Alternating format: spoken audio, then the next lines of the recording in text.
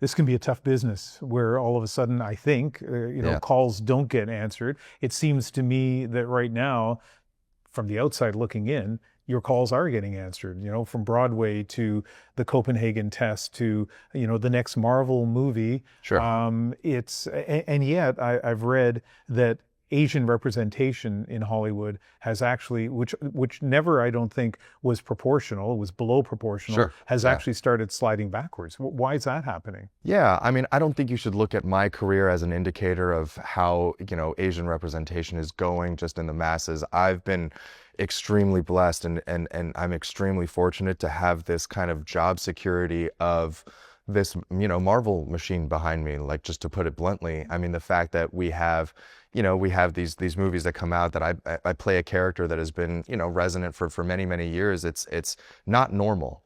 And if I were in any other movie that broke out in 2021 and did the numbers that it did, but didn't have this kind of continuing fan base and machine behind it, I would be out of work. I would be struggling. I would be, I think auditioning for anything that would could come, and yeah, I am very fortunate. I'm working. I'm very happy to be working. But even I feel the kind of limitations of the industry and of the system that, quite honestly, just wasn't really built for my success. So how do we fix that? I mean, that's a big question, and I don't know if I'm the guy to fix everything. But I think we have a lot of decision makers in the industry right now that are quite honestly just out of touch with what people actually want to see.